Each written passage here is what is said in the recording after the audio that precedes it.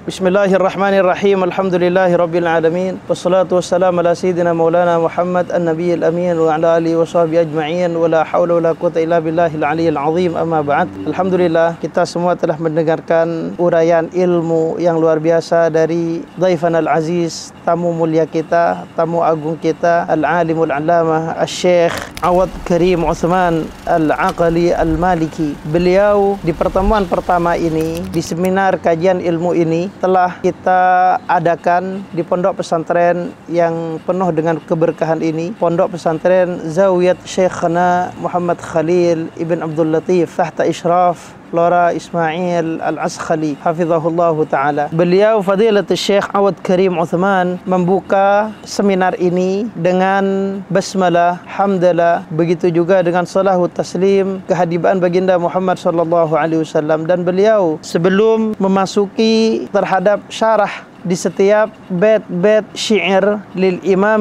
Ibn al-Wardi fi lamiyat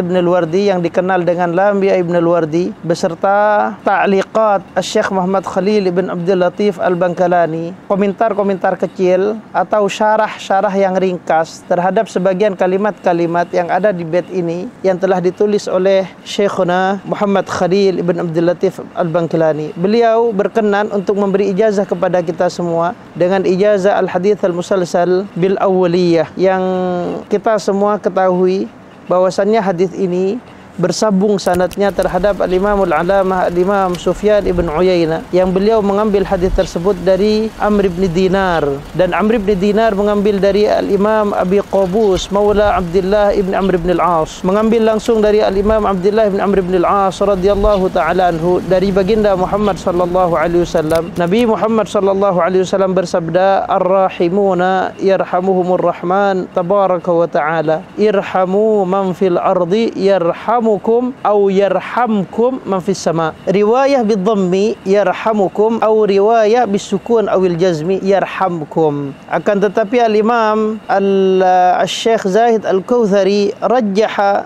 riwayat ad-dhammi ala riwayati al-jazmi. Beliau memilih cenderung terhadap riwayat dhammah lebih kuat daripada riwayat al-sukun awil jazmi. Hadhihi al-qasidah qasaid Lamiyah Ibn al-Wardi. Kata beliau, qasidah ini yang insyaallah kita akan kaji bersama di dalam seminar ini adalah qasidah yang masyhur dengan qasaid Lamiyah Ibn al-Wardi, yang di dalam qasidah-qasidah tersebut mengandung kalam-kalam hikmah atau mengandung adab-adab Islam, bahkan mengandung tentang dorongan penyemangat kepada para penuntut ilmu, bahkan adab-adab cara menuntut ilmu atau mencari ilmu. Dan telah kita ketahui bersama bahwasannya para ulama dari dahulu kala berpendapat bahwasannya anna kutubal asy'ar la tubda'u bil basmalah. Sesungguhnya kitab-kitab syair itu tidak harus diawali dengan al-basmalah,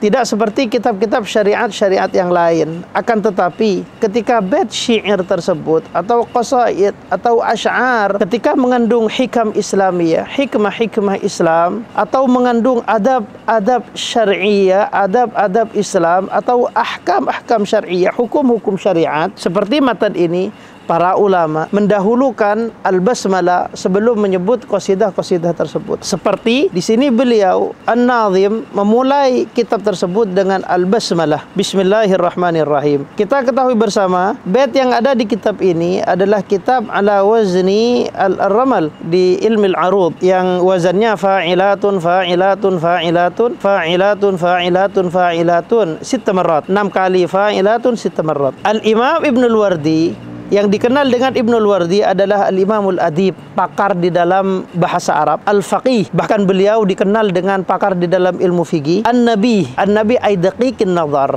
orang yang sangat jeli terhadap kalimat-kalimat atau hukum-hukum syariat. Al-lughawi al-mu'arrikh, bahkan dikenal dengan ahli sejarah. Asy-Syafi'i madhaban, dikenal dengan bermadhab Syafi'i. Al-Ma'arri baladan wa mautinan, min biladis Syam, dari negara Syam. Al-Bakri nisbat kepada Sayyidina Abi Bakar As-Siddiq radhiyallahu taala anhu, karena beliau adalah salah satu dari cicit Sayyidina Abi Bakar As-Siddiq radhiyallahu taala anhu. Al-Halabi, beliau adalah Zainuddin Abu Hafs Umar ibn al-Mudhaffar ibni Umar Al-Ma'arri Al-Kindi Al-Ma'ruf, yang dikenal dan al-masyhur bibni al-Wardi. Beliau lahir di tahun 691 dan wafat di tahun 749 Hijriah. Kata beliau, kata Fadilatul Syekh Awad Karim Uthman, bahwasannya beliau, saya yahtajil al-murajaah, kata beliau, ini butuh untuk saya merujuk kepada sabat atau sanad kami. Apakah kami bersambung dengan Ibnu al-Wardi? Sepertinya kami bersambung, tapi ini membutuhkan untuk saya murajaah dulu terhadap sabat dan sanad-sanad kami. Bagaimana sanad kami yang bersambung kepada Ibnu al-Wardi? Akan tetapi sanad atau riwayat kami yang bersambung kepada sahibut ta'liqat Syekhana Khalil Muhammad Khalil bin Abdul Latif Al-Bangkalani,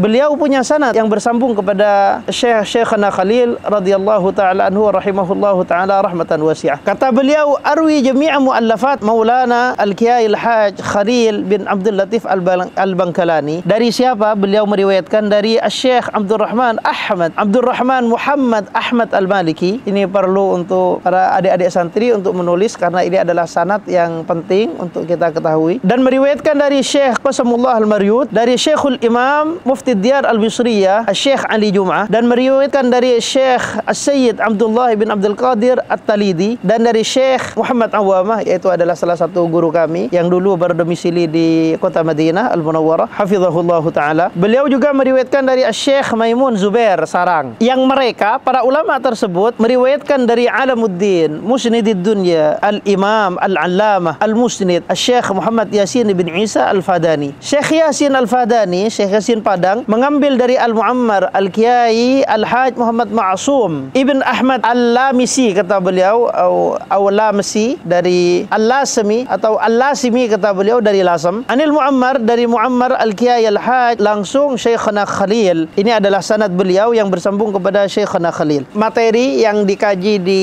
malam ini dengan menjelaskan tentang bahwasanya qasidah ini seperti yang telah dijelaskan oleh beliau diawali dengan Bismillahirrahmanirrahim, karena berlandasan terhadap hadis yang masyhur di kalangan para ulama, hadis kullu amrin dzibalin la yubda'u bi bismillah fahu abtar au fahu aqta ay naqisu wa qalilul barakah. Setiap perkara yang agung yang tidak diawali dengan bismillah, hal tersebut akan aqta au abtar, yang maknanya adalah naqisu wa qalilul barakah, yang kurang keberkahannya. Kata beliau, intamma hissan naqasa ma'nan, walaupun secara hissan, secara zahirnya sempurna, akan tetapi secara maknawinya itu kurang sempurna ketika tidak diawali dengan Bismillahirrahmanirrahim. Ibnul Wardi di pertama di qasidah ini mengawali dengan bait i'tazil dzikral aghani wal ghazal wa qulil fasla wa janib man hazal. Beliau mengkhitab kepada kita semua, terutama kepada santri, adik-adik santri, tulabul ilm, i'tazil minal uzlah, ay utruk, hindari dzikral aghani, dengan selalu menyebut atau selalu bercerita atau menyebut al-aghani. Yang dimaksud dengan al-aghani di sini adalah an-nisa. Karena al-aghani di sini adalah jam'ul ghaniyah, jamak dari kalimat al-ghani. Al-ghani an-nisa al-jamilat, adalah perempuan-perempuan atau wanita-wanita yang cantik. Al-mustaghniyat aniz-zinah, saking cantiknya tidak membutuhkan untuk di make up, tidak butuh pakai skincare, tidak butuh pakai bedak dan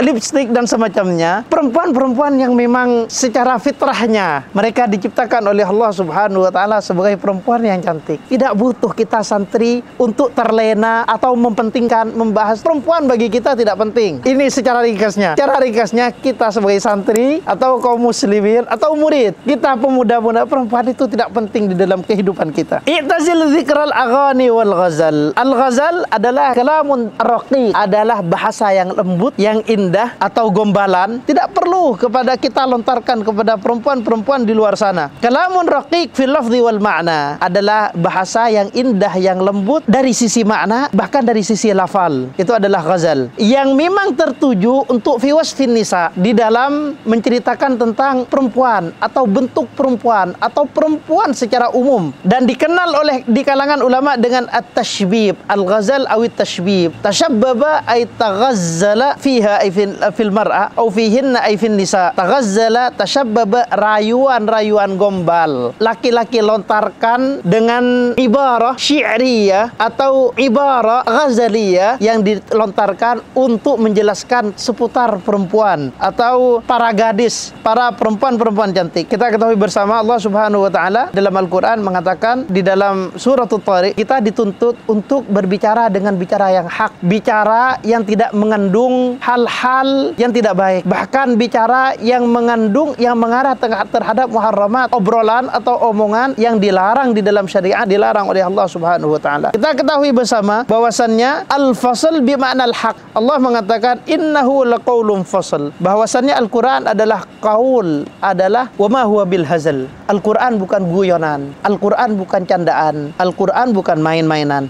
Memang kata beliau, al-mizah, kita guyon, itu tidak mamnu secara syariat, tidak dilarang di dalam syariat Islam. Akan tetapi selama madamah lam yudawim al-insan fihi, selama tidak menjadi rutinitas kita, kebiasaan kita, bukan guyon terus, tidak ada waktu, tidak mengenal waktu, guyon terus, itu mazmum di dalam syariat. Akan tetapi guyon secara umum, selama kita tidak berlebihan, tidak dilarang di dalam syariat Islam. Selama tahta qawan syar'i, tetap di dalam landasan agama, di situ tidak ada merendahkan terhadap orang lain. Seperti bahkan Nabi Muhammad SAW mengatakan, inni la amzah, kata Nabi Muhammad, sesungguhnya saya juga berguyon, juga bercanda, kata Nabi Muhammad, wala aqulu illa haqqa, akan tetapi saya tidak berucap, tidak bercanda kecuali dengan kata-kata yang hak, bukan kata-kata yang batil, bahkan dengan kata-kata yang bertentangan dengan syariat Islam. Maksud dari bait syair ini yang pertama, ayya talibal ilmi utrukin nisa, wahai penuntut ilmu, utrukin nisa, tinggalkanlah perempuan. Jangan engkau sibuk dengan perempuan. Kita punya kesibukan yang lebih agung dari itu. Wala tatakallam illa bil haq, dan jangan sekali-kali kita sebagai santri melontarkan bahasa kecuali bahasa yang hak, bahasa yang benar sesuai dengan syariat Islam. An-Nazim di sini al-isti'arah dikenal dengan uslub min asalibil bayan. Salah satu metode yang dijelaskan di ilmul bayan. Ilmul bayan itu adalah salah satu dari 3 pembahasan di ilmul balaghah. Al-bayan, al-ma'ani, al-badi'. Al-isti'arah adalah termasuk dari majaz, akan tetapi al-isti'arah itu mengikat antara al-ma'na al-haqiqi dengan al-ma'na al-majazi dengan ikatan musyabah. Kalau tidak ada ikatan antara al-musyabbah dan musyabbah atau tidak ada ikatan antara al-ma'na al-majazi dengan al-ma'na al-haqiqi, itu dinamakan dengan al-majaz al-mursal. Lalu beliau melanjutkan menyarahkan atau menjelaskan tentang makna-makna yang terkandung di dalam bait syair ini, yang di sini Syekh Muhammad Khalil bin Abdul Latif Bangkalani menjelaskan tentang al-ghazal ay utrukit taghazzula fihinna bighairi hajatin. Kita tidak boleh menulis, bahkan melontarkan kepada perempuan atau menulis dengan gombalan atau kata-kata atau bait syair atau apapun itu, ibarat-ibarat yang mengarah kepada perempuan bighairi hajatin. Perempuan itu punya ikatan dengan perempuan, hal yang diizinkan oleh syariat. Al-hajah syar'iyyah yang dimaksudkan di sini adalah ketika ketunangan boleh kita juzun nazar, bahkan disuruh, dianjurkan, disunnahkan untuk kita memandang terhadap perempuan ketika kita memang ada hajah syar'iyyah, yaitu kita ingin berkhitbah atau kita ingin melamar perempuan. Seperti hadis yang telah disebutkan oleh baginda Muhammad SAW, ikatan antara perempuan dan laki-laki atau dengan suami istri dan semacamnya dan seterusnya. Wa qulil faslah wa janib man hazal wa da'i dzikra li ayyamis siba fa li ayyamis siba najmun afal, dan tinggalkanlah kita mengenang atau menyebut masa-masa muda kita, karena masa-masa muda adalah najmun afal, akan selesai, ada masanya. Sayyidina Ibrahim seperti di Al-Quran menyebutkan, inni la uhibbul afilin, kata Sayyidina Ibrahim, yang akan berhenti, yang akan redup, sehingga Sayyidina Ibrahim sudah memastikan ini bukan Tuhan. Jadi kita ikatkan dengan yang tidak akan redup selamanya, yaitu Allah Subhanahu wa taala. Jangan mengikatkan diri kita dengan sesuatu yang ujung-ujungnya akan redup dan semacamnya. Inna ahna 'ishatin qadaitaha dhahabat ladzatuha wal ithmu hal. Sebaik-baiknya kehidupan, seindah-indahnya kehidupan yang telah engkau lalui di dalam kemaksiatan kepada Allah Subhanahu wa taala, dhahabat ladzatuha, akan hilang kenikmatan hal tersebut, kehidupan tersebut. Sedangkan wal ithmu hal, wal ithmu baqin, ay hadir, kata beliau, sedangkan dosanya tetap dicatat oleh Allah Subhanahu wa taala, baqin, akan ditulis, wa hadir, dan tertulis dan hadir dosa tersebut, wal iyadzu billah. Zahabat ladzatuha, di sini beliau mengomentari bahwasanya ini adalah fi'il dan fa'ilnya. Ar-rabit bainal fi'li wa fa'ilihi adalah ta di sini, zahabat, karena fa'ilnya terbuat dari muannats, sehingga fiilnya dimuannatkan juga, zahabat ladzatuha. Khabar dari fi mahalli raf'in, khabar dari inna. Hal bimana thabata, seperti yang telah ditulis oleh Syekhana Khalil di sini, atau bimana hadara, atau bimana baqiya, atau bimana wujida. Watrukil ghadata la tahfal biha tumsi fi izzin wa turfa wa tujal. Tinggalkanlah al-ghadah. Al-ghadah di sini dijelaskan al-jariyah, seperti makna yang sebelumnya, adalah perempuan yang cantik yang tidak membutuhkan make up dan semacamnya. Al-aghani, al-ghaniyah. La tahfal biha. Al-ihtifal, yang dimaksud dengan la tahfal biha ay la tahtam biha. La tahtam biha. La tahfal ay la tahtam illa li gharadin syar'iyyin, kecuali karena tujuan syariat yang dibolehkan oleh syariat, seperti yang dijelaskan beliau dari awal, yaitu dengan khidbah dan punya niatan untuk menikah dan semacamnya. Tumsi min amsa, fi izzin, ya, di dalam kemuliaan, wa turfa ay turfa al-makanah, maka kedudukan engkau akan tinggi, indanas wa indallah azza wajal. Ketika kita meninggalkan hal tersebut, menjadikan hal tersebut hal-hal yang berkaitan dengan perempuan, pacaran dan semacamnya, kita tinggalkan hal tersebut, turfa makanatuka, akan mulia kedudukan engkau di sisi Allah Subhanahu wa taala, bahkan di sisi manusia juga akan mulia. Wa tujal minal jalala, al-jalala al-'azamah, walha an alati lahwin atrabat wa anil amradi murtajil kafal. Walha ay utruk wala tahtam, tinggalkan, wala tahtam, dan jangan engkau peduli menjadikan hal-hal yang penting. Kita ketahui bersama, alatul lahwi adalah alat-alat musik. Tidak butuh, tidak perlu kita memainkan alat-alat tersebut. Kita punya kesibukan yang lebih agung dari itu. Kita ada pelajaran, kita ada hal-hal yang jauh lebih penting dari itu. Bahkan kata beliau, seperti jawal, seperti handphone di zaman sekarang, itu hal-hal yang tidak penting juga. Beliau samakan dengan musik ini. Kita sebagai santri tidak boleh, tidak usah kita sibuk dengan hal-hal tersebut, dengan musik atau dengan handphone, atau mendengarkan musik di dalam handphone. Itu hal-hal yang tidak penting. Al-musiqa, kata beliau. Musik ini telah dikaji panjang lebar oleh para ulama dari zaman dahulu. Bagaimana hukum dari musik atau alatul lahwi. Al-imam di fi madhhabin al-maliki, bahwasannya lumayan ketat masalah musik. Bahkan diperbolehkan itu hanyalah rebana, hanya rebana. Itu pun yang enggak ada ini. Itu yang dibolehkan. Dibolehkan hanya di 3 acara, di lebaran, di dalam pernikahan, dan di peperangan. 3 situasi dibolehkan. Itu pun hanya rebana. Kata beliau lumayan ketat di mazhab kami, di mazhab Imam Malik. Akan tetapi kata beliau, kita ketahui bersama, wassa'u ay syafi'iyah. Di mazhab Syafi'i ini agak luas, agak lebih ringan masalah musik dan semacamnya, kecuali Imam Ibnu Hajar.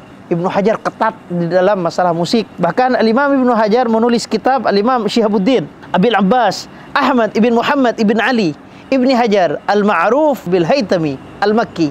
Ibni Hajar Al-Haytami menulis kitab Kafur Ru'a'an Muharramatil Lahwi was Sama'. Menulis kitab tentang memberi nama, julukan kitab tersebut Kafur Ru'a'an Muharramatil Lahwi was Sama'.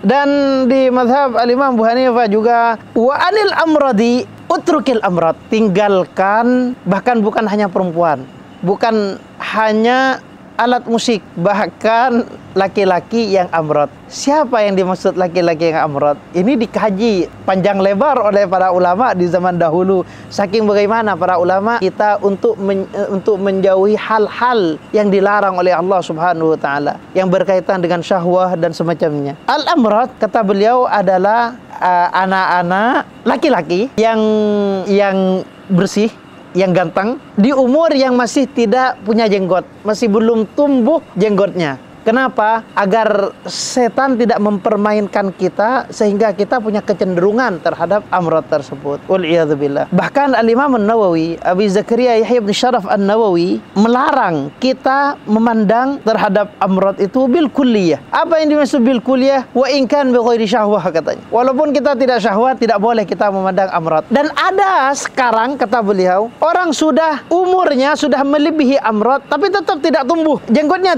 tidak tumbuh. Itu dinamakan al-kausaj. Ketika umurnya sudah 17 akan tetap tidak tumbuh dan face-nya ganteng anak tersebut, bersih anak tersebut, itu dinamakan kausaj. Qila al-Imam Fakhruddin Ar-Razi di dalam kitabnya Syarh Al-Asmaul Husna mengatakan bahwasannya iblis itu kausaj. Inna iblis kana kausajan. Bahwasanya iblis itu kausaj. Kausaj itu bagaimana? Pun umurnya tua akan tetapi tidak tumbuh jenggot. La yambutu minhu illa thalatha sya'arat, katanya. Tidak tumbuh jenggot iblis kecuali 3 helai bulu jenggot yang tumbuh dari iblis. Dan membiasakan memandang terhadap amrad yutfi nurul basirah, bisa meredupkan cahaya batin kita. Dan amrad ini, kata beliau, juga bisa dinamakan al-hadath. Wa yujma' ala ahdath. Hidthan adalah anak-anak pemuda ABG mau merenjak dewasa, mereka yang masih belum tumbuh jenggot, yang memang penampilannya ganteng, bersih dan semacamnya. Tsumma qala rahimahullahu ta'ala in tabadda tankasif syamsud duha wa idza ma masa yuzri bil asal. In tabadda, ketika tampak amrad, ayah takhtafi, akan redup, matahari pun akan berkurang ketika amrad itu tampil. Min li'batis syayatin. Ini adalah permainan setan. Bagaimana wal'iyadzubillah sebagian dari orang punya kecenderungan suka amrad tersebut. Syamsud duha, bagaimana di sini Syekh Ibnul Wardi mentakbirkan ad-duha, karena syamsud duha, matahari di waktu-waktu duha itu adalah matahari yang sinarnya yang bisa dikatakan paling terang, walaupun ketika zuhur lebih jelas, akan tetapi di waktu duha itu jelas terang dan masih mata kita masih punya kemampuan untuk memandangnya. Sehingga di sini Syekh menakbirkan dengan syamsud duha. Wa idza ma masa yuzri bil asal. In tabadda ini bimana zahara, seperti yang dijelaskan oleh Syekhuna Khalil. Zahara minal budu, kata beliau. Tabadda minal budu, buduan au minal bada. Kita ketahui bersama di ilmu nahwu, di babul badal, di situ ada al bada. Tahu, kita kenal dengan badalul ghalat mungkin di ini. Ra'aitu farasan himaran. Tabadda ba'dama ra'aitu annahu faras, tabadda annahu himar. Saya melihat di sana ada kuda, oh ternyata himar. Tabadda, ternyata salah, ternyata itu adalah himar. Itu adalah salah satu itikad yang diitikadkan. Orang Yahudi punya itikad bahwasannya banyak hal yang terjadi di muka bumi ini bada. Apa yang dimaksud bada? Yaitu Allah Subhanahu wa taala pada awalnya tidak mengetahui hal tersebut. Akan tetapi ketika terjadi baru Allah Subhanahu wa taala mengetahui hal tersebut bahwasannya terjadi. Wal'iyadzubillah. Ini adalah akidah yang munharifah, dan di Islam tidak ada akidah seperti itu. Segala sesuatu yang terjadi di muka bumi ini, di al-kaun, semua kehendak Allah Subhanahu wa taala. Allah mengetahui semua hal. Tidak ada sesuatu yang terjadi di muka bumi ini di dalam ciptaan Allah Subhanahu wa taala. Akan tetapi kaum Yahudi menuduh kami orang muslim punya al-bada. Seolah-olah Allah Subhanahu wa taala, kata mereka, oh kaum muslimin juga punya i'tikad al-bada. Allah Subhanahu wa taala tidak tahu pada hal tersebut, lalu tahu sehingga mengganti dengan hukum yang lain. Kita kaum muslimin mukminin bin nasakh. Kita beriman ada nasakh. Akan tetapi an-nasakh tidak ada kaitan dengan al-bada. An-nasakh adalah tadarruj fil ahkam. Allah Subhanahu wa taala memberi tahap-tahapan di dalam hukum di bidayatul Islam. Pertama, syariat Islam dijelaskan oleh baginda Muhammad sallallahu alaihi wasallam. Di situ ada tahap-tahapannya. Yang pertama misalnya dibolehkan oleh Allah Subhanahu wa taala, tidak dilarang maksudnya oleh Allah Subhanahu wa taala. Lalu dilarang ketika sholat. Selain sholat boleh, ketika sholat minimal di dalam sholat, dan baru diharamkan oleh Allah Subhanahu wa taala. Memang ada nasakh di sana. Akan tetapi perubahan hukum di sini tidak ada kaitan dengan bada. Perubahan penggantian hukum di sini adalah fase atau tahap-tahap bagaimana Allah Subhanahu wa taala menurunkan hukum terhadap kaum muslimin umat Sayyidina Muhammad sallallahu alaihi wasallam. Wa idza ma masa yuzri bil asal. Masa di sini bermakna halaqa ar-ras bil Musa. Ma masa ketika amrad itu memotong rambutnya, yuzri bil asal, ay faqa al asal, lebih unggul, lebih menang, lebih indah daripada al asal. Al asal itu kalau kita lihat dari bahasa Arab, al asal itu adalah ada dua pendapat. Pendapat yang pertama, asal itu adalah ismu syajarah, nama dari salah satu pohon yang tumbuh di padang pasir yang bisa dibuat siham, busur panah, sehingga orang yang melihat amrod tersebut seolah-olah akan mati saking terlenanya terhadap amrod itu seperti dibusur panas. Pendapat yang kedua, al-asal seperti yang dijelaskan di sini, wa idza ma masa yuzri faqabil asal, menang mengungguli terhadap pohon tersebut atau terhadap panah tersebut saking gantengnya amrod tersebut. Zada id kisnahu bil badri sanan au adalnahu bi ghusnin fa'tadal. Zada id kisnahu bil badri sanan, ketika kita menimbang atau mengkiaskan, upamakan amrod tersebut dengan rembulan, dia akan menang dari segi sanan, dau'an, lebih bercahaya, melebihi dari bulan purnama. Au adalnahu bi ghusnin fa'tadal, mengumpamakan atau membandingkan ranting pohon fitathanni wallin, di dalam pohon ketika bergoyang ke kanan ke kiri sama dengan ranting pohon. Kalau kita bandingkan dengan bulan, itu masih menang amrod itu. Kalau kita bandingkan dengan goyangan pohon yang ditiup oleh angin ke kanan ke kiri, baru fa'tadal, baru itu sama. Istawa i'tadala sama. Iftakir fi muntaha husnil ladzi anta tahwahu tajid amran jalal. Iftakir, hendaklah engkau memikirkan bahwasannya ujung dari kebaikan atau keindahan yang engkau cintai itu, ujung-ujungnya kalian dapati bahwasanya hal tersebut jalal, hal yang remeh, hakir, zail, fani, ujungnya akan runtuh, akan hilang. Dari awal kalian anggap itu hal yang bagus, ujung-ujungnya itu hal yang fani. Al-fikru, kata beliau, harakatun nafs fi al-ma'qulat wa fil mahsusat takhilan, seperti yang disebut di usul fikih. Tahwahu tahjid amran jalal. Al-jalal seperti yang disebut di sini oleh Syekhuna Khalil, hayyinan ghairu azim, suatu yang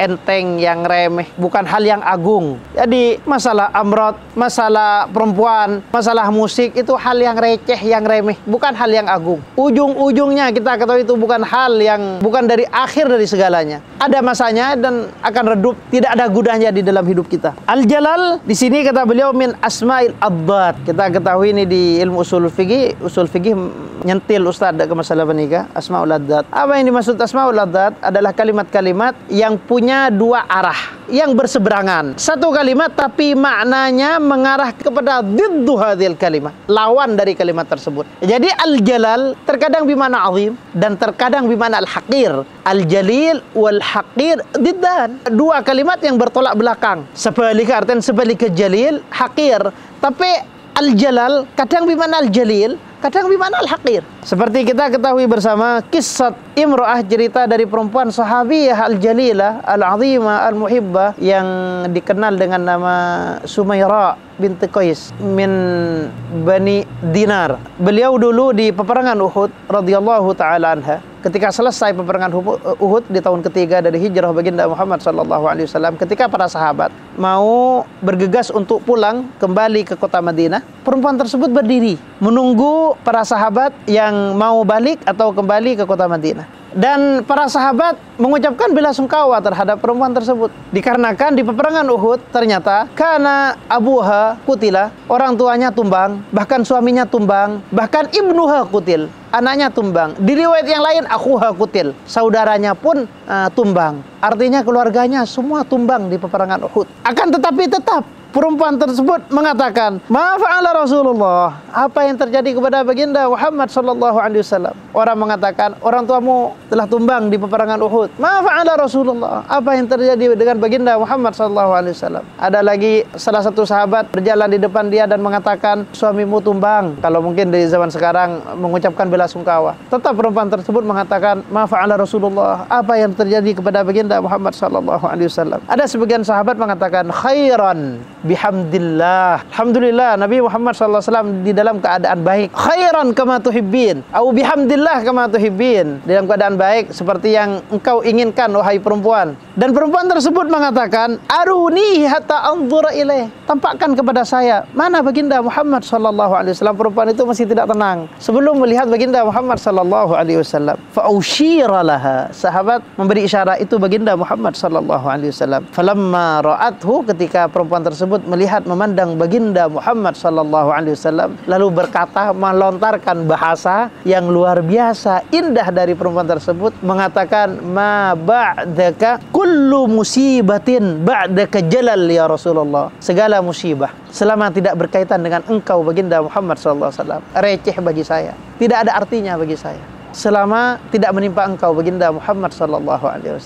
Dan perempuan tersebut merasa tenang walaupun orang tuanya tumbang, anaknya tumbang, suaminya tumbang, bahkan saudaranya tumbang, selama baginda Muhammad SAW di dalam keadaan baik. Wahjuril khamra in kunta fatan kaifa yas'a fi jununin man aqal. Wahjuril khamra, tinggalkan khamar. Jadi ini yang keempat. Yang pertama kita disuruh meninggalkan al-aghani atau perempuan, dan suruh meninggalkan alat lahwi atau musik atau lagu atau alat musik. Dan yang ketiga kita disuruh meninggalkan untuk tidak memandang amrod. Yang keempat kita disuruh meninggalkan khamar. Ini adalah bahasa al-khamra di Arab bimana as-satar, maknanya menutupi. Maka dari itu kerudung yang menutupi kepala perempuan dinamakan khimar karena menutupi rambut tersebut. Khamar awil khamratu wa tusamma khamran, dinamakan khamar ma yusna'u min ma'il inab, yang dibuat dari air anggur. Adapun ini kalau kita berbicara kata beliau dari segi lughat, kalau dibuat dari selain anggur dinamakan nabidh. Al-khamr awin nabidh. Al-khamr yang terbuat dari anggur, an-nabidh yang terbuat dari selain anggur. Akan tetapi kalau kita pandang dari segi kacamata syariat tidak ada bedanya. Maka dari itu baginda Muhammad SAW mengatakan, bersabda baginda Muhammad SAW, kullu muskirin khamrun. Semua bentuk apapun dengan bentuk apapun yang bikin mabuk itu adalah khamar yang haram hukumnya. Kata beliau, para ulama ijma bersepakat bahwasannya al-khamar haram, dan ijma para ulama annaha najis, sesungguhnya khamar najis. Dan ijma ulama anna syaribaha yuhad, orang yang mengkonsumsi khamar itu dihad. Dan ijma ulama bahwasannya orang yang yafsuk atau yufassak, hukumnya fasik. Orang yang mengkonsumsi khamar selama tidak bertobat kepada Allah hukumnya fasik, dia melakukan hal yang kabira minal kabair, dosa besar. Dan ijma ulama ala kufri mustahilliha, terhadap kekufuran atau kafir murtad waliyadzubillah, orang yang menghalalkan khamar. Jadi ijma ulama di sini ada 5 hal ya. Yang pertama khamar haram, yang kedua khamar najis, yang ketiga khamar orang yang mengkonsumsi khamar dihad, dan yang keempat orang yang mengkonsumsi khamar hukumnya fasik selama tidak bertobat kepada Allah. Yang kelima, ijma ulama bahwasannya orang yang menghalalkan mengkonsumsi khamar itu hukumnya kafir mustahilliha, kufri mustahilliha, orang yang menghalalkan khamar. Kullu wahjuril khamra idza kunta fatan. Fatan kalau kita kata beliau di sini maknanya, kalau memang kalian merasa adalah pemuda yang kuat, pemuda yang hebat, seharusnya kita tidak mengkonsumsi hal-hal yang bikin kita mabuk. Karena di sini al-fata bimana asyab al-hadhiq asyuja' al-qawi, pemuda yang cerdas, yang cerdik, yang kuat. Dijamak menjadi fityah atau fityan, ay qawiyul hazimah, yang punya prinsip yang kuat, punya semangat yang kuat, yang hebat. Pemuda yang punya prinsip, yang cerdas, yang cerdik, seharusnya tidak mengkonsumsi barang-barang tersebut, sesuatu yang bikin kita mabuk. Kaifa yas'a fi jununin man aqal, bagaimana dia berjalan menuju dia gila, menjadi dia hilang akal, sedangkan dia man aqal, orang yang telah diberi akal oleh Allah Subhanahu wa taala. Kita ketahui bersama bahwasannya salah satu nikmat, bahkan paling agung nikmat sesudah Islam kata beliau adalah akal, nikmatul akal. Allah qad akramahu bi nikmatil akal. Allah telah memuliakan dia dengan diberi akal yang sehat. Kenapa dia mau merusak akal tersebut dengan mengkonsumsi hal-hal yang membuat rusak akal tersebut, dengan mengkonsumsi hal-hal atau barang-barang yang bikin dia mabuk. Lalu beliau melanjutkan tentang masalah, kita ketahui bersama bahwasanya khamar haram, yang kita dijelaskan dari awal, yang mengkonsumsi hukumnya haram, fasik dan dihad, dan kufri man mustahilliha, murtad atau kafir orang yang menganggap, yang beriktikad atau yang mengatakan bahwasannya khamar itu adalah halal. Lalu bagaimana hukum seputar rokok? Apakah rokok sama seperti khamar? Kata beliau, kita ketahui bersama bahwasannya rokok, karena tidak muncul rokok kecuali di zaman-zaman akhir. Kata beliau, di akhir qarn, abad ke-9 atau awal dari abad ke-10 baru muncul rokok. Sehingga para ulama berbeda-beda pendapat seputar rokok, dikarenakan tidak ada nas dari Alkitab dan Sunnah yang menjelaskan tentang rokok secara jelas, karena memang rokok tidak ada di zaman itu. Adanya justru di abad 9 atau di abad 10. Syekh Ali Al-Ujhuri Al-Maliki, kata beliau, berpendapat bahwasannya biibahatid dukhan, bahwasannya rokok itu hukumnya mubah. Ya, Imam Ali Al-Ujhuri mengatakan mubah, dan beliau berlandasan dengan landasan usul fikih. Karena di kitab usul fikih masyhur bahwasannya al-asl fil asya al-ibahah, bahwasannya asal hukum dari setiap perkara itu adalah mubah. Malam yadulla dalilun ala tahrimihi, selama di sana tidak ada dalil yang memang menjatuhkan hukum haram. Selama tidak ada dalil tahrim, tetap kita balik kepada asal. Al-asal al-ibahah, al-asl fil asya al-ibahah. Akan tetapi Imam Ali Al-Ujhuri memberi takyid, malam yathbut dararuhu, selama tidak sabit kemudarratannya. Kalau memang sudah sabit bahwasanya mudarat kepada kita, waliyadzubillah, ya itu hukumnya menjadi haram. Li'illah, karena ada ilat darar. Dan yang berfatwa tentang dukhan haram adalah Al-Imam Al-Laqani. Yuqal, kata beliau, saya pernah dengar bahwasannya rokok itu paling bagus di Bangkalan. Rokok itu atau pembuatan rokok, tembakau paling bagus, tembakau tabak hadza, tembakau ini paling bagus di Bangkalan. Bahkan dulu katanya Belanda, di zaman Belanda menjajah Indonesia, mereka mengambil dari Bangkalan, mengambil tembakau dari Bangkalan, kata beliau. Thumma qala rahimahullahu ta'ala, wattaqillah fataqwallah ma jawarat qalbam mri'in illa wasal. Bertakwalah kalian kepada Allah, engkau kepada Allah subhanahu wa ta'ala. Sesungguhnya takwa kepada Allah subhanahu wa ta'ala tidak berdempetan kepada hati seseorang. Artinya tidak ada di hati seseorang hamba Allah kecuali dia wasal, akan sampai. Apa ini maksudnya takwa? Takwa itu kalau dari bahasa Arab diambil dari kata al-wiqayah. Al-wiqayah. Al-wiqayah itu adalah pelindung, pembatas. Qala rahimahullahu ta'ala, wattaqillaha fataqwallahi ma jawarat qalba mri'in illa wasal. Bertakwalah kalian atau engkau kepada Allah subhanahu wa ta'ala, maka takwa kepada Allah subhanahu wa ta'ala tidak berdempetan kepada hati seorang hamba, atau tidak ada di dalam hati seorang hamba kecuali dia wasal, akan sampai. Wattaqillah fataqwallah. At-taqwa kalau kita kaji dari segi bahasa Arab, kata beliau, minal wiqayah, dan beliau memberi perumpamaan. Al-wiqayah itu adalah al-hajiz atau pembatas. Ketika kita mau mengangkat sesuatu beban yang berat di atas kepala kita, kita memberi sorban atau apa, hajiz, pembatas agar tidak menyentuh ke kepala kita. Sama seperti takwa. Takwa itu adalah wiqayah, pembatas antara bainana wa baina ghadab rabbina. Adalah pembatas antara kita dengan kemurkaan Allah subhanahu wa ta'ala. Apa yang membatasi antara kita dengan kemurkaan Allah subhanahu wa ta'ala? Yaitu adanya ketakwaan kita kepada Allah subhanahu wa ta'ala. Ay ij'al bainaka wa baina ghadabillahi azza wa jalla wiqayatan. Jawarat qalba mri'in illa wasal. Al-wusul, apa yang dimaksudkan dengan sampai? Al-wusul, at-taqwa atau hasilut taqwa, ringkasan dari takwa adalah ijtinab wa imtithal fi zahir wal batin, mengikuti semua perintah Allah subhanahu wa ta'ala dan menjauhi semua larangan Allah subhanahu wa ta'ala. Fi zahir, al-zahir, al-abdan, al-ajsad, ibadah jasadiyah, atau fil batin ay fil qalbi, a'mal al-qulub, dengan menghiasi hati kita dengan segala kebaikan dan menjauhi semua hal-hal yang buruk yang dilarang oleh Allah subhanahu wa ta'ala untuk terletak di dalam hati kita. Al-wusul indal khawas wa indal awam. Jadi al-wusul itu nau'an, ada dua macam. Al-wusul ilallah azza wa jal indal awam, ay al-wusul ila ridallah azza wa jal wa mahabbatillah azza wa jal. kita sampai dengan imtithalu jitinab, ridha Allah subhanahu wa ta'ala, dan mahabbatillah, mencintai dan dicintai Allah subhanahu wa ta'ala.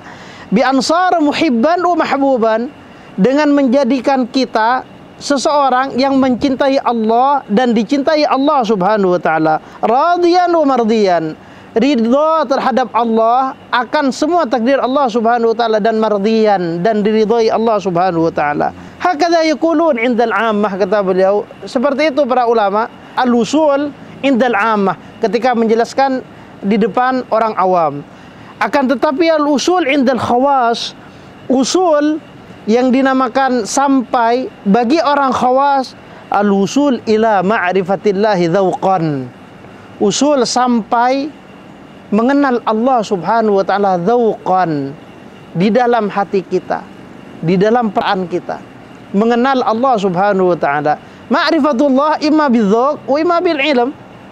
Mengenal Allah subhanahu wa ta'ala imma dzauqan wa imma ilman. Ilman yang dimaksud ilmu kalam, mengenal Allah subhanahu wa ta'ala dengan kajian ilmiah, yaitu dengan mengenal Allah di dalam ilmu kalam atau ilmu aqidah.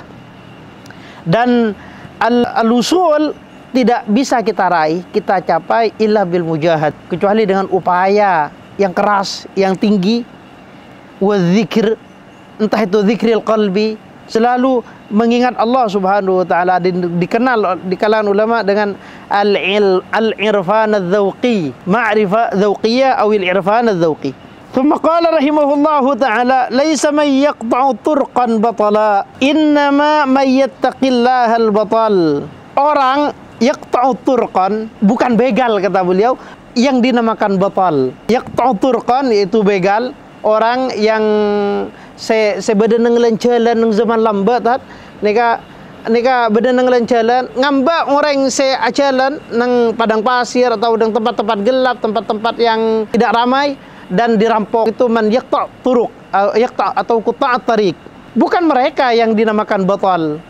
Al-batal ar-rajul syadid al-qawi, orang yang kuat, orang yang hebat, yang pemberani, itu dinamakan batal.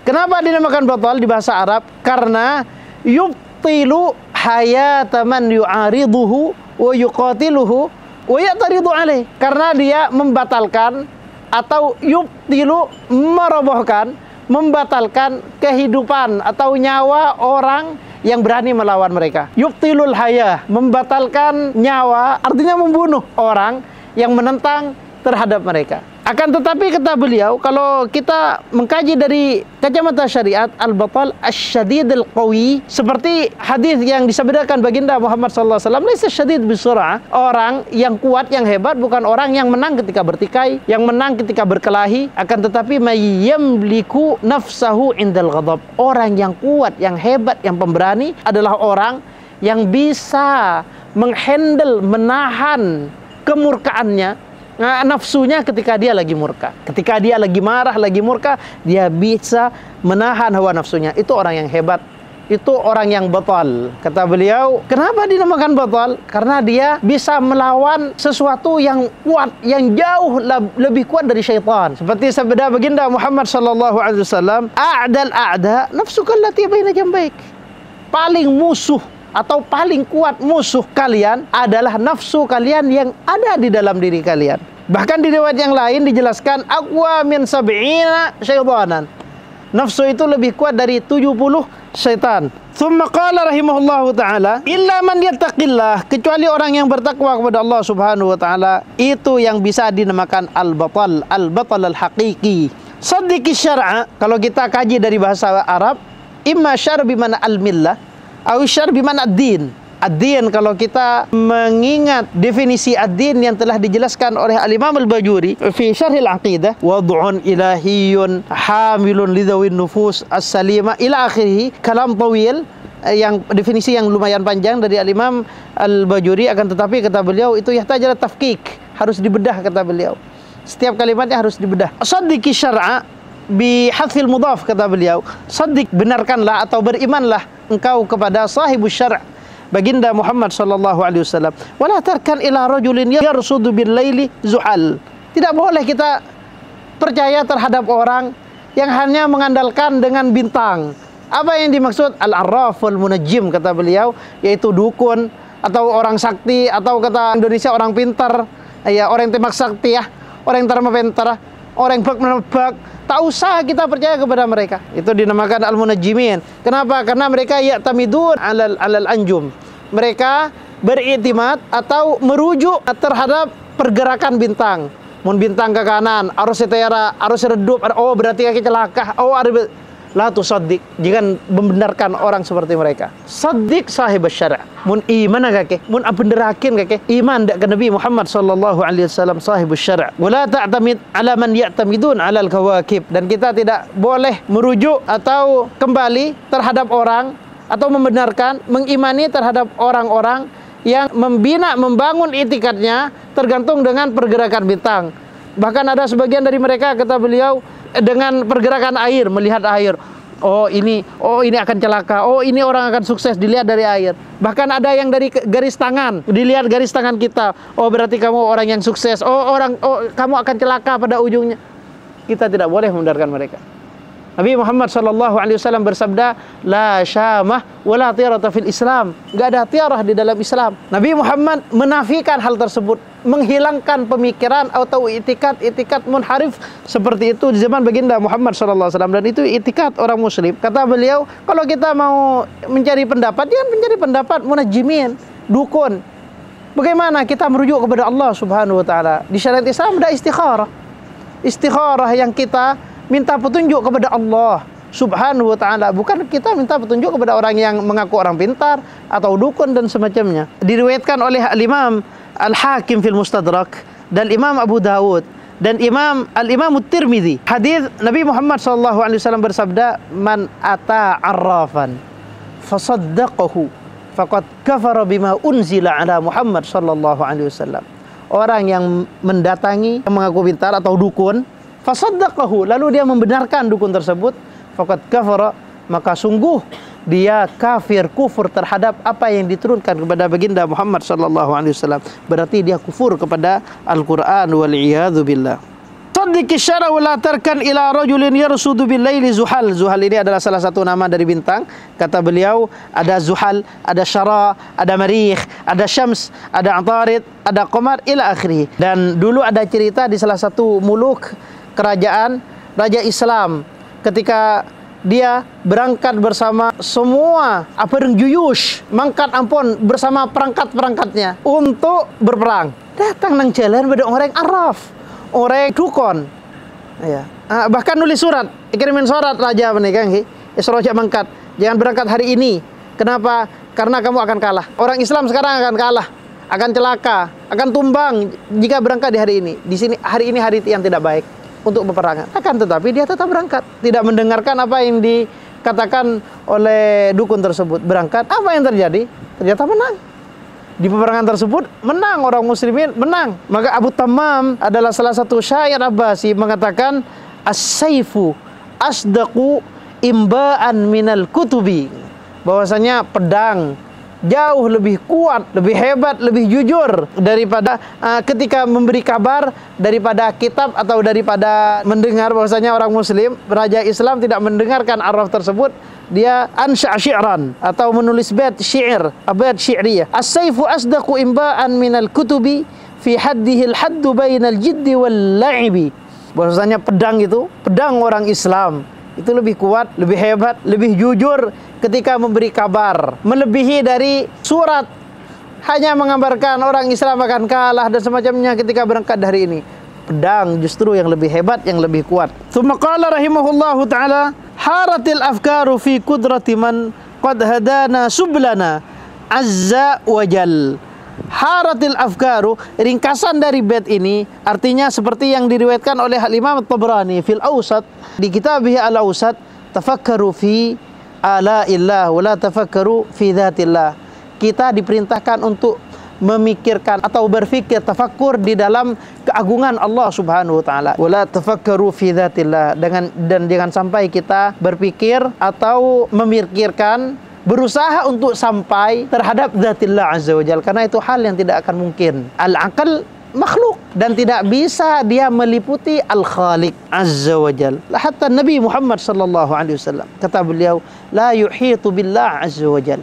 Qad hadana sublana Azza wa Jal. Azza seperti yang di awal bimana ghalaba wa qawiya, wa Jal jalla bimana azuma. Katabal maut 'ala al-khalqi fakam falla min jam'in wa afna min dual. Katabal mauta, kataba bimana aujaba, bimana aujaba, telah memastikan Allah Subhanahu wa taala, aujib aki, pasti Allah Subhanahu wa taala menulis kematian terhadap setiap makhluk Allah Subhanahu wa taala. Seperti yang di Al-Qur'an, kullu nafsin dha'iqatul maut. Kullu nafs dha'iqatul maut, akan mencicipi rasanya maut, akan mencicipi rasanya kematian. Al-kull kata beliau lil istighraq wa yufidul umum, baqin ala umumihi kata beliau. Al-kull itu terkadang baqin ala umumihi seperti yang di usul fikih, au khussa minhul ba'd, awil makhsus, al-amul makhsus, au amun baqin ala umumihi, am urida bihil khusus. Dan ini termasuk dari am baqin ala umumihi. Au al-Imam Taqiyuddin As-Subki rahimahullahu taala sampai menulis kitab kamil dari awal sampai akhir membahas tentang kul wa ma alaihi tadul. Nama kitabnya kul wa ma alaihi tadul. Dan kata beliau banyak orang yang salah memahami syariat gara-gara kul, memberi kesimpulan sendiri ketika mendapatkan salah satu hadis kullu bid'atin dhalalah wa kullu dhalalatin finnar ila akhirih. Dan mereka ketika membaca kul seolah-olah setiap kul baqin ala umumihi. Tidak seperti itu. Kul itu anwa, bukan setiap kul baqin ala umumihi. Jadi kullu bid'atin dhalalah, semua bid'ah berarti dhalalah, dan semua dhalalah berarti finnar. Dan ini kata beliau adalah tidak mantiki. Secara kajian mantik ini salah, hal seperti ini salah. Tsumma qala rahimahullahu taala, katabal maut 'ala al-khalqi fakam falla riwayatain, imma qallah wa imma falla. Dan kata beliau di sini falla. Syekhuna Khalil menulis ini dengan kalimat falla. Hada asah min qalla. Al-Imam sahib Fathir Rahim Ar-Rahman menulis qalla, bukan falla. Dan falla aqwa kata beliau. Falla aqwa, riwayat falla aqwa min riwayat qalla. Falla min jam'in wa afna min dual. Falla min jam'in wa afna min dual. Tidak ada satu pun yang kekal. Entah itu kelompok, entah itu organisasi, entah itu individu, bahkan pemerintahan pun akan ada gantinya, akan ada masanya. Tidak akan abadi, tidak akan kekal. Bahkan akan mati. Kalau kita lihat sejarah-sejarah zaman dahulu, hanya tertulis di dalam sejarah. Mereka bergantian berapa tahun, diganti berapa tahun, berganti, dan ditulis di sejarah. Bahkan di sejarah pun banyak yang tidak tertulis. Itu menunjukkan bagaimana Allah Subhanahu wa taala menciptakan al-kaun itu tidak kekal. Yang kekal hanya Allah Subhanahu wa taala. Min dual al-hukumat, ya. Kenapa dinamakan dual kata beliau? Karena bimana taghayyar akan berganti terus, akan bergantian. Itu tidak akan abadi. Ada masanya. Ada masa yang 4 tahun ya Ustaz, ada 4 tahun, ada 5 tahun ya. Semua ada masanya. Namrudu wa Kan'anu wa man malakal arda wa walla wa azal. Di mana Namrud? Aina di sini adalah istifham takriri. Istifham takriri, pertanyaan yang bukan pertanyaan an jahlin. Bukan pertanyaan karena dia tidak tahu, tapi istifham takriri, bertanya liyukir, agar orang yang ditanyakan juga ikrar terhadap bahwasannya Namrud juga binasa. Namrud ibn Kan'an. Kan'an di sini yang disebutkan wa Kan'anu adalah abahnya Namrud, orang tuanya Kan'an, dan mereka adalah salah satu dari keturunan Ham bin Nuh alaihi salam. Dan mereka dan Namrud ini orang yang membangun piramida, yang mendinggikan piramida. Kata beliau namanya Sinan ibn Muhalhil. Sinan ibn Muhalhil. Dan itu dicatat oleh para ahli sejarah, Sinan ibn Muhalhil. Dan kata beliau ada lagi al-mutaqaddimun mengatakan Sinan ibn Muhalhil. Ada yang mutaakhirin, yang generasi selanjutnya dari pakar sejarah mengatakan ada 3 katanya. Ada yang bernama Khufu, ada yang bernama siapa, ada 3 yang membangun ahram ini atau piramid ini. Man yasma' yakhal, orang yang mendengarkan kata-kata beliau ini, kata-kata nazim, yakhal, ya'tabir, akan bisa mengambil ibrah dari apa yang terjadi terhadap Namrud, Kan'an, man malakal ard, man walla wa azal, man ta'at atau Fir'aun atau rafa'al haram. Aina man syadu wa sadu wa banau halakal kullu falam tughnil qulal. Aina, di mana mereka syadu wa syayyada minat tasyyid. Tasyyid orang-orang yang membangun bangunan-bangunan tinggi, gedung-gedung tinggi, saya memfokus, saya lapur, saya ngecat sedikit, mana mereka? Syadu ay banau al-qusur. Wasadu, yang menjadi mereka yang pernah menjadi pemimpin, halakal kul, binasa mereka semua.